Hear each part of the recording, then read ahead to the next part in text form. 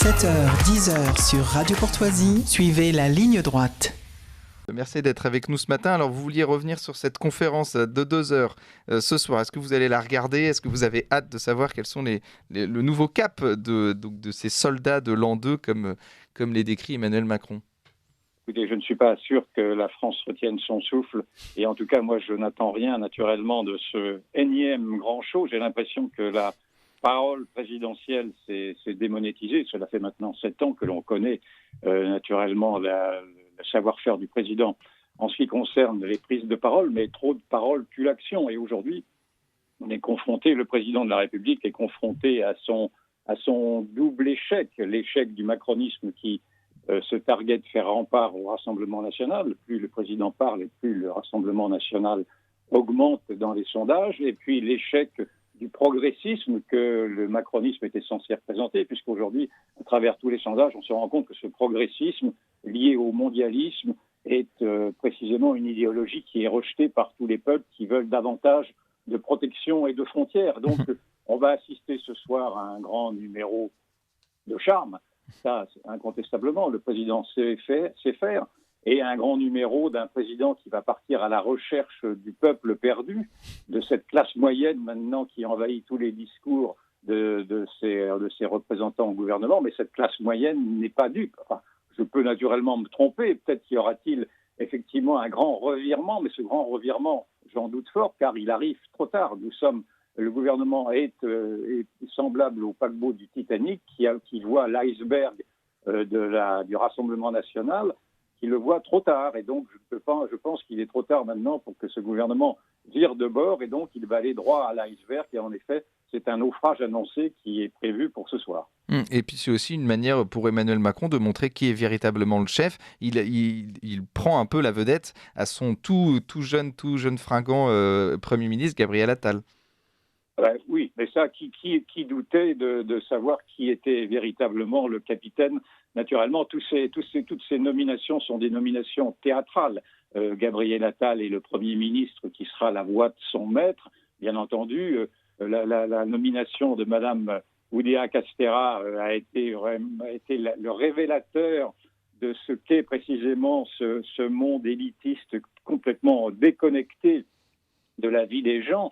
Parce que l'on voit à travers cette ministre de l'Éducation, non pas qu'elle ait choisi le meilleur pour ses enfants, ceci, je ne peux pas le lui reprocher d'avoir choisi le privé plutôt que le public, mais ce qui est très choquant, c'est de voir que toute cette élite parisienne, progressiste, qui vante le vivre ensemble et la mixité, s'empresse naturellement de mettre leur propre progéniture à l'abri de cette mixité et de ce vivre ensemble, et qu'en plus, quand vous êtes nommé ministre de l'Éducation, vous gardez bien de faire la critique de l'école publique. Or, c'est bien ce qu'elle a fait très, très maladroitement, et en plus en mentant sur les raisons qu'elle avait eues d'enlever ses enfants du privé, et en fustigeant une école publique qui manquerait de professeurs.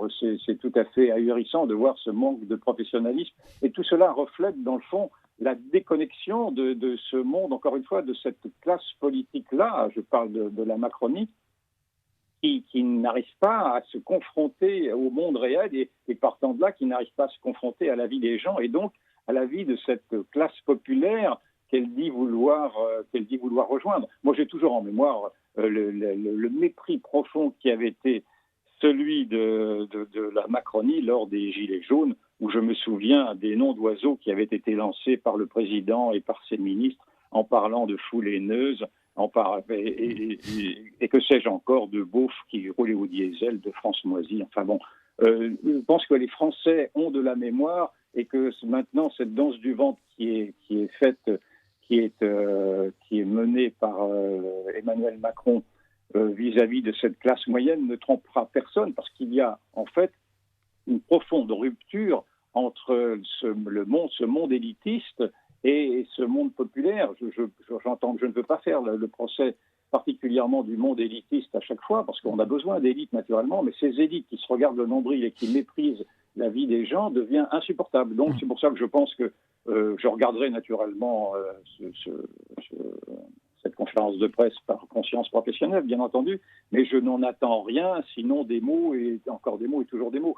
mais trop de paroles, plus l'action. Et alors, c'est drôle parce que vous parlez de ce discours et en même temps, demain, Emmanuel Macron, il se rendra au Forum de Davos, au 54e Forum de Davos, juste après Ursula von der Leyen. Alors, c'est deux discours, deux différents. Alors, il parle à deux personnes, deux publics différents. À Davos, il sera naturellement dans son élément. Ça, c'est Davos. Macron est l'homme de Davos. C'est l'homme de la davocratie, si je puis dire. C'est-à-dire que c'est l'homme du mondialisme, c'est l'homme du transfrontiérisme, c'est l'homme d'une Union européenne supranationale. Et c'est l'homme de l'argent, dans le fond. Et je ne veux pas remettre en cause et tenir un discours exagérément marxiste, mais c'est l'homme d'une classe, bien entendu. C'est l'homme d'une classe. Et je ne pourrais ne pas le lui reprocher s'il avait les mêmes considérations pour, en effet, la classe moyenne, cette classe populaire, cette classe française qui représente encore une fois une très forte majorité et qui, bien sûr, naturellement, j'ai oublié de le dire, est en train d'être attirée par le Rassemblement national. Mais ce n'est pas en plus en flattant l'idéologie mondialiste, comme il va le faire à nouveau à Davos, et en prétendant en même temps flatter une souveraineté nationale, comme l'a dit son Premier ministre, M. Attal, très dernièrement, en disant qu'il fallait retrouver une souveraineté nationale et européenne. D'ailleurs, je ne vois pas comment on peut flatter deux souverainetés qui sont deux souverainetés contradictoires.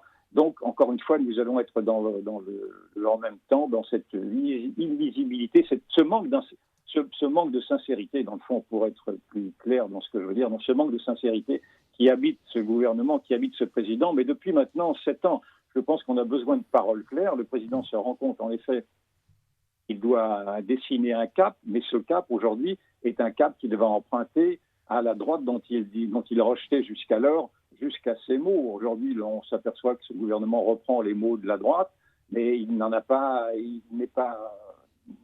les convictions, si je peux dire. Écoutez, merci Yvan Rioufol. Si vous écoutez ce soir la conférence d'Emmanuel Macron, moi je ne pense pas que j'écouterai. Alors si vous pourrez nous faire un petit résumé écoutez, la semaine prochaine, ça serait avec grand plaisir. Merci à vous. D'accord. Et puis on vous retrouve la semaine prochaine, Yvan Rioufol.